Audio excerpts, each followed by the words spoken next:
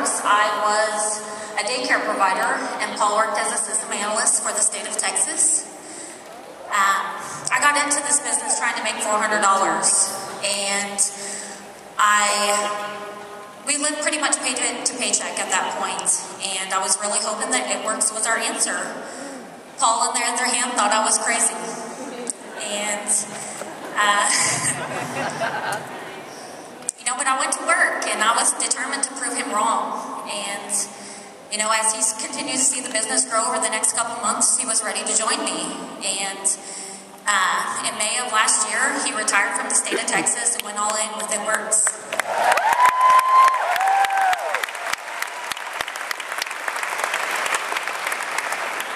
Our lives have changed so much in the past year, from being able to, take family vacations that we never could afford before, to being able to never have to worry about making one of our kids' activities again because a daycare parent didn't show up on time. And we've been able to travel around to see our whole new family we've created with It Works.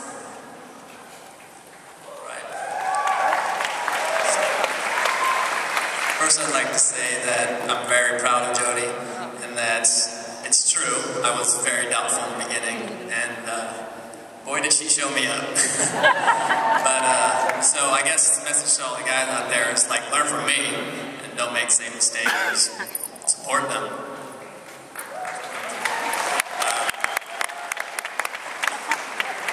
Jodi and I have been given the honor of introducing the next speaker. So he is a Harvard grad with a long list of great achievements, one of which is his book, The Happiness Advantage. Sorry, the nerves are getting to me. Mine kind of goes. We did read this book and we have grown from it, so we highly recommend it, and we are really excited to learn more from him today.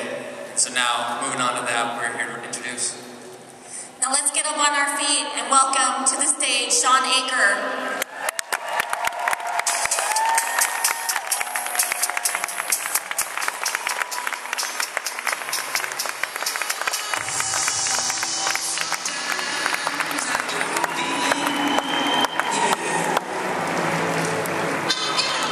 Good afternoon, everyone.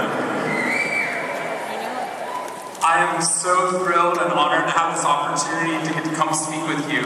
I've been looking forward to this event for a long time, and so I'm so grateful that today is this day. When I first got into it, I studied the science of happiness, which we didn't even know we could study a while ago. And when I got into this research, my father, who's a neuroscientist at Baylor University, he sat me down and he said, "Shawn, I just want to let you know, if you're going to do science, just know that the average scientific journal article is only read by 7 people total." Which is true and very depressing for a researcher, because I know that that statistic is also going to include my mom. So, to be honest, there's only 6 people that read these studies on an average basis, which means we've been studying this incredible science of happiness, and yet it's not getting out to people. Because you're so busy with your lives and your families, you probably don't take time every morning to read through the top-tier psychology journal articles about how we're supposed to be happier. So this huge gap exists between what we've been learning in science and what we've been doing in our lives. So what I'd love to do is to share that research with you today, because it's transformed not only my life, but I think, having watched you over the past 2 days, I think we can create a movement that's starting here. And that I'm so excited about. In order to do that, we need to go deep into this research, and I want to start where I started with this research. And I started doing this research when I was just 7 years old. So if any of you have children and they're 7 and they're not doing academic research, you're clearly not pushing them hard enough. When I was 7 and my sister was 5 years old, we were playing up on top of a bunk bed. How many of you have bunk beds? Had bunk beds? A lot of you. I love them. I would still have them now if they were socially acceptable. But on one side, my sister was 2 years younger than me at the time, and she's 2 years younger than me now. But at the time, that meant she had to do everything I wanted to do, and I wanted to play war. So on one side of the bunk bed, I had all of my G.I. Joe soldiers and weaponry lined up. And And on her side, she had all of her My Little Ponies and unicorns ready for this cavalry charge. And I wasn't concerned about what would happen, because I had won this war every time we had played in the past. And there are differing accounts of what happened that afternoon, but since my sister was not invited to Tampa, you get to hear the true story. Which is my sister is a little bit on the clumsy side, and somehow, without any help or push from her loving older brother at all, suddenly Amy disappeared off of the top of the bunk bed and landed with this crash on the floor. And I nervously peered over the side of the bed to see what had befallen my fallen sister, and saw that she landed painfully on her hands and knees on all fours in the ground. Now I was nervous because my parents had charged me with making sure that my sister and I played as safely and as quietly as possible, and seeing as how I'd accidentally broken Amy's arm just 1 week before. Oh no. Don't take her aside, you don't even know her. Heroically trying to push her out of the way of an oncoming imaginary sniper bullet from Cobra Commander, for which I am yet to be thanked. She didn't even see it coming, and I was trying as hard as I could to be on my best behavior, and I saw my sister's face this wail of pain and suffering and surprise, threatening to erupt from her mouth and threatening to wake my parents from the long winter's nap for which they had settled. So I did the only thing that my little frantic 7-year-old brain could think to do to avert this tragedy. And if you have children, you've seen this hundreds of times before. I said, Amy, wait, please don't cry. Did you see how you landed? No human lands on all fours like that. She stopped mid-cry with confusion on her face and looked up, and I have no idea where this is going. That was the extent of my strategy. So I blurted out the only thing my brain could think of, which is, Amy, I think you're a unicorn.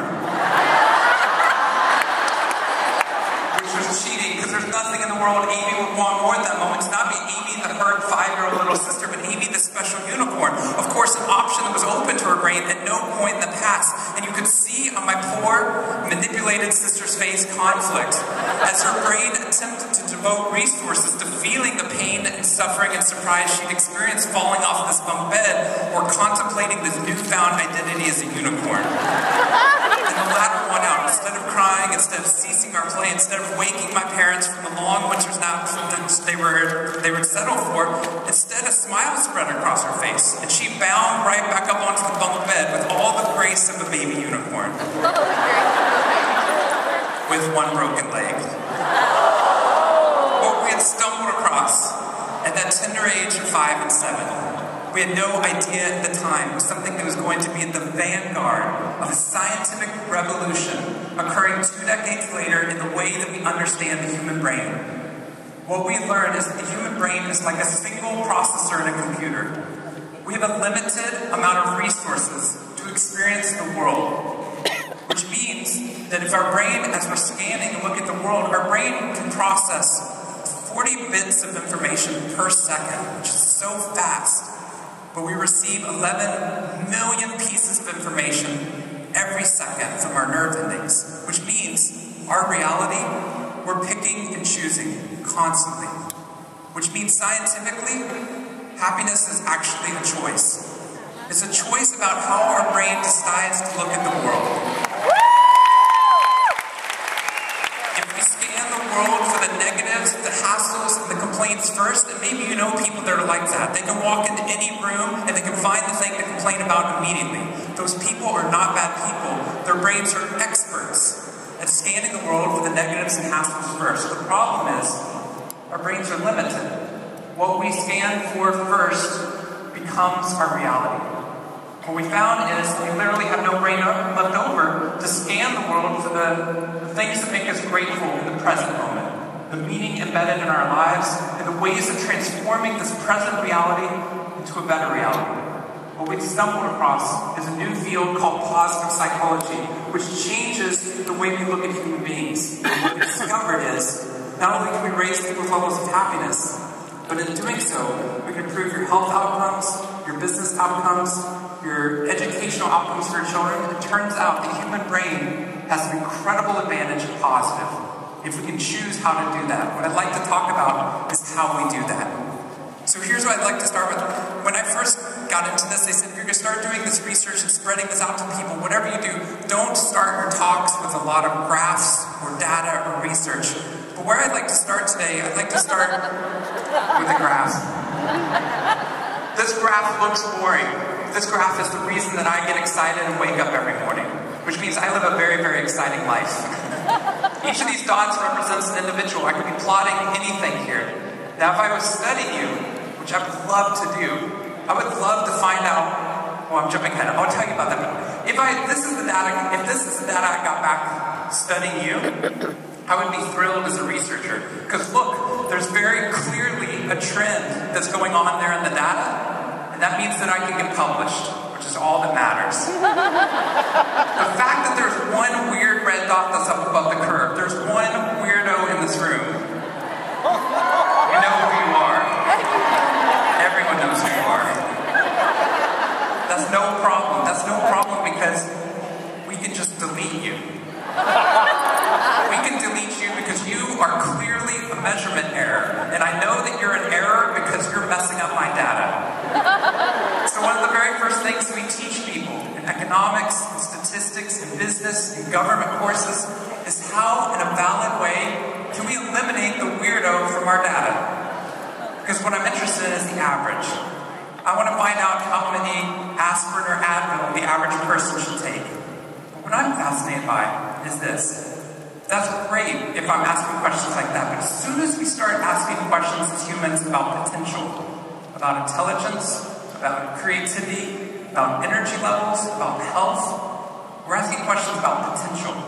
What we found is we start doing science like this, we create what I call the cult of the average, which many of you might have seen in your lives.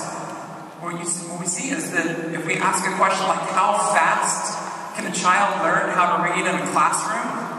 Scientists change the answer to, here's how fast the average child learns how to read in that classroom. And we tailor the class right towards the average, forgetting the fact that many of us read much slower